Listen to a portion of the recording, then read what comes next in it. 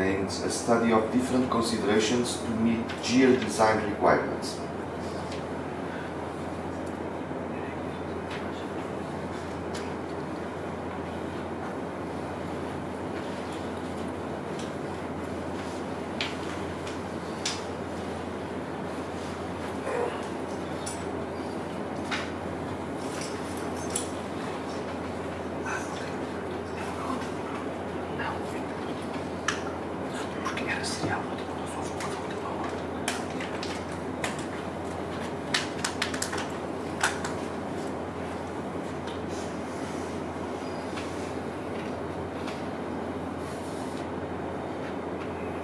Yes, the research topic is about studying different considerations in gear design to meet the design requirements. So this research is done by me. And to give some background about this research and the idea, gear design is not a straightforward task. It is a multilateral field that we need to cover different aspects and to fulfill the different design requirements like NVH, durability, and manufacturing requirements and so on. So here in this research, I can divide the aim by 4 different considerations. We will study the dependency in gear design, then the tooth microgeometry asymmetry, and the peak-to-peak transmission error, which is related to the NVH, and the misalignment variation. The dependency in gear design, here we can see in this layout, we have the delivery ring gear, and here we have gear 1 and gear 2. So this kind of connection gives some restriction in gear design because the parameters of designing this gear should be in agreement with both gears in both macro and micro design.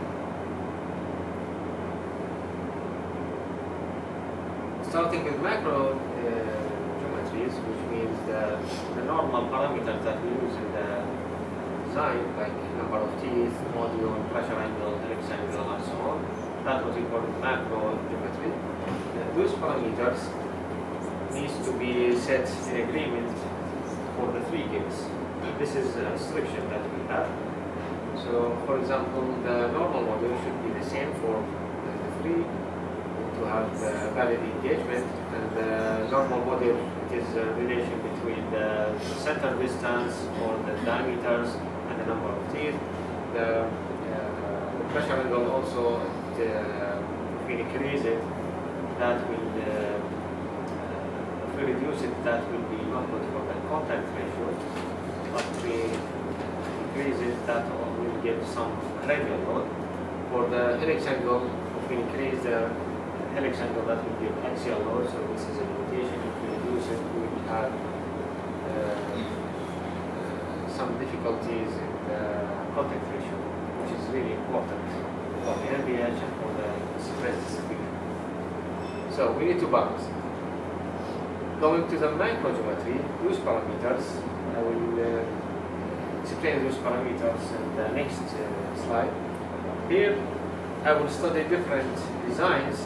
This is design 1, which is design A, and design B for the dry flank, then design A and B for the coast flank. When I mean dry flank, it is the flank of the gear when we have the normal load, the dragging load.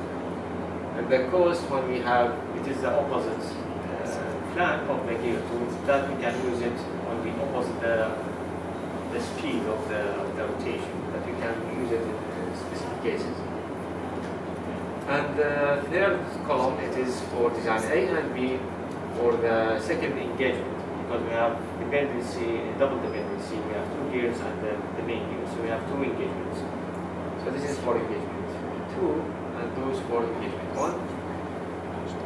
And we can see here for the cost flank, in the first case we keep the same parameters to study the effect by having different. Here it is the same, here it will be different between, if we compare the drive and the cost flanks. Here we can see the macrogeometry parameters. This is the modification in macro scale on the flank. It is the profile direction, while here it is in the lead direction. And here we have crowning also on the lead, and the crowning in the profile direction, and this is the tip. Those are very in macro scale, but they have a big impact on the resultant MPH and stress distribution. So the two macrogeometry asymmetry, that what I mean by this is to have different macrogeometry of the driving flank and the opposite flank, because the opposite flank can be used later on for special case when we have like changing the speed of rotation of the gear. That we can use it when we have like release the fuel pedal, then the coast flank will start running. So the load will be on this side, not on the drive flank, not on this one. So they have different misalignments of the gearbox, and they have different load requirements. So there are benefits to have them different macrogeometry on both flanks, and we will see that. The third consideration we studied, it is to study the peak-to-peak transmission error, PPTE, which is related to the MVH, noise and vibration of the gearbox. And that we need to study to fulfill the requirements of having the MVH within the acceptable limit for along the torque range, not only on the high torque, even for the low torque. The fourth consideration, it is the misalignment variation. Where here the stiffness of this structure here will be changing with angle, with time, when we have the hole and no hole. So changing the stiffness, and if we consider here we have the engagement of the teeth. So when this one, the big hole that is in this direction, we have some misalignment, some value of misalignment. When this one rotating up, then we will have another misalignment values. And that will change the result in stresses and transmission error as well. So let's see the results, then we can explain the effects of those studied considerations. Here we have design A and this one design B, both studied, and this one no macrogeometry, which absolutely show high value of stresses. That's why in reality, or practically, we should have some macrogeometry to reduce the stress, and this is not stress, this is the transmission error, and here is the stress, this contact stress, the bending stress in gear 1 and gear 2. So here as well we can see for the low torque, because we can check also for the low torques. In some cases we, like in the gearbox of the car, we have different speeds. So in some cases we have low torque.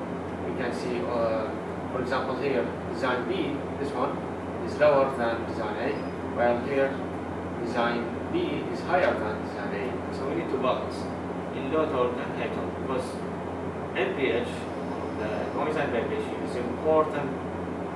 We need to cover the whole range of torque, and it is important in the low torque because that's what we use it mostly.